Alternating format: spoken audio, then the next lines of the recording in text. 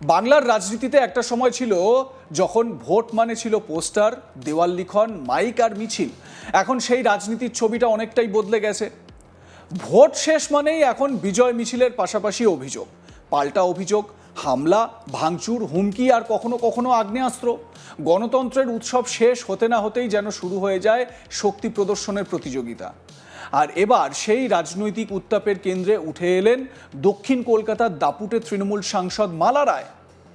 অভিযোগ গুরুতর, অস্ত্র দেখিয়ে বিজেপি কর্মীদের ভয় দেখানো, মারধর, এমনকি মহিলাদের সম্মানহানির অভিযোগও উঠেছে তার ও তার ঘনিষ্ঠদের বিরুদ্ধে। আর সেই মামলাতেই আলিপুর আদালতে আত্মসমর্পণ করতে হলো সাংসদকে। রাজনীতির ভাষায় এটাকে বলা যায় ইমেজের ধাক্কা, কারণ একজন সাংসদ শুধু দলের নেতা নন, তিনি জনগণের নির্বাচিত প্রতিনিধি। তার বিরুদ্ধে যদি অস্ত্র আইন, অপরাধমূলক হুমকি এবং মানহানির, সম্মানহানির মতো গুরুতর ধারায় মামলা হয়, তাহলে সেটা শুধু আইনি বিষয় থাকে না, সেটা রাজনৈতিক প্রশ্নও হয়ে দাঁড়ায়। ঘটনার সূত্রপাত গত 4 মে বিধানসভা নির্বাচনের ফল ঘোষণার দিন। অভিযোগ সন্ধ্যা নামতেই দক্ষিণ কলকাতার টালিগঞ্জ থানা এলাকার সাধু তারাচরণ রোডে শুরু হয় উত্তেজনা। বিজেপির অভিযোগ, মালা রায় ও তার ছেলে নির্বাণ রায়ের নেতৃত্বে একদল তৃণমূল কর্মী অস্ত্র নিয়ে এলাকায় ঢোকেন। বিজেপি কর্মীদের বাড়িতে বাড়িতে গিয়ে হুমকি দেওয়া হয়, মারধর করা হয়, এমনকি বন্দুক উঁচিয়ে ভয় দেখানো হয় বলে অভিযোগ। সবচেয়ে বিস্ফোরক অভিযোগ, এক মহিলা বিজেপি কর্মীর সম্মানহানি। এই অভিযোগের ভিত্তিতেই কলকাতা পুলিশ অস্ত্র আইন এবং ভারতীয় ন্যায় সংহিতার একাধিক ধারায় মামলা রুজু করেছে। 351(2) অপরাধমূলক হুমকি, 74 মহিলার সম্মানহানি, 115 স্বেচ্ছায় আঘাত করা। অর্থাৎ অভিযোগের গুরুত্ব কম নয়। আর এখানেই বাংলার রাজনীতির সবচেয়ে বড় প্রশ্নটা সামনে আসে, নির্বাচন কি এখন শুধুই গণতান্ত্রিক প্রক্রিয়া নাকি শক্তি প্রদর্শনের যুদ্ধ? কারণ বাংলার মানুষ গত কয়েক বছরে একটা জিনিস বারবার দেখেছেন, ভোটের আগে উত্তেজনা, ভোটের দিন সংঘর্ষ, আর ফল প্রকাশের পরে বিজয় উল্লাসের নামে প্রতিশোধের রাজনীতি।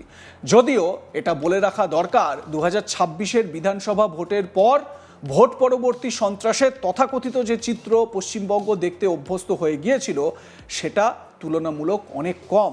যদি বলা যায় যে ভোট পরবর্তী সন্ত্রাস যেটা 2021-এ দেখা গিয়েছিল, সেই ছবি কিন্তু 2026-এ নেই।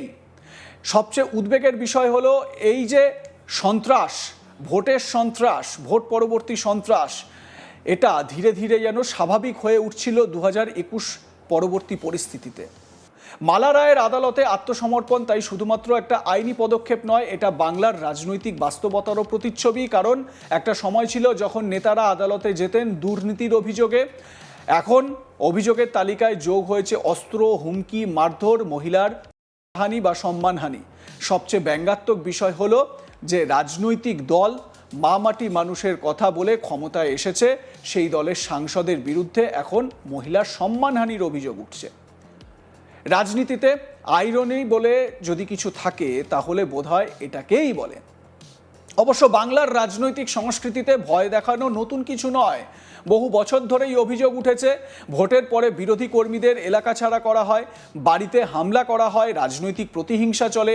শাসক দল সবসময় সেই অভিযোগ অস্বীকার করেছে 2021 পরবর্তী পরিস্থিতিতে। যদিও এক্ষেত্রে সিচুয়েশন একটু আলাদা। 26-এ পট পরিবর্তন হয়েছে, পালাবদল হয়েছে বিজেপি শাসক দল। এবারে এই বিজেপি কর্মীদের ওপরই মারধরের অভিযোগ তৃণমূল কংগ্রেসের বিরুদ্ধে। মানে শাসক দল এখানে মার খাচ্ছে, শাসক দল এখানে প্রহৃত হচ্ছে, এবং সার্বিকভাবে অভিযোগ তৃণমূলের নেতা নেত্রীদের বিরুদ্ধে। আমার সহকর্মী রাহি হালদার এ বিষয়ে তার প্রতিবেদনে কি বলছেন শোনাবো আপনাদের। রাজ্যে পালাবদল ঘটেছে সরকারের, তবে সরকারের পালাবদল ঘটলেও এখনো এমন কিছু ঘটনা এই শহর কলকাতায় ঘটে চলেছে, যেখানে দাঁড়িয়ে তা বিগত 15 বছরকে আবারও কোথাও গিয়ে একবার মনে করিয়ে দিচ্ছে।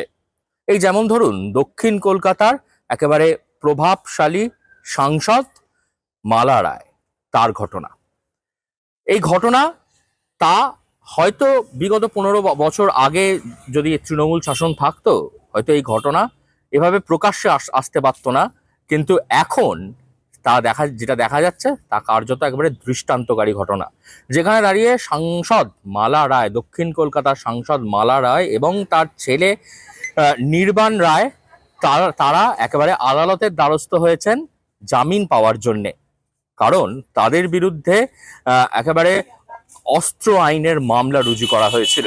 ঘটনাটি হচ্ছে যে যেদিনকে ভোটের ফল প্রকাশ হয় সেই দিনের 4 মে ভোটের ফল প্রকাশের দিনে একেবারে দক্ষিণ কলকাতার সাংসদ মালা রায় এবং তার ছেলে সহ বাদবাকি মোট 24 জন তৃণমূল কংগ্রেস কর্মীর বিরুদ্ধে অস্ত্র আইনে মামলা রুজু হয়েছে টালিগঞ্জ থানায়।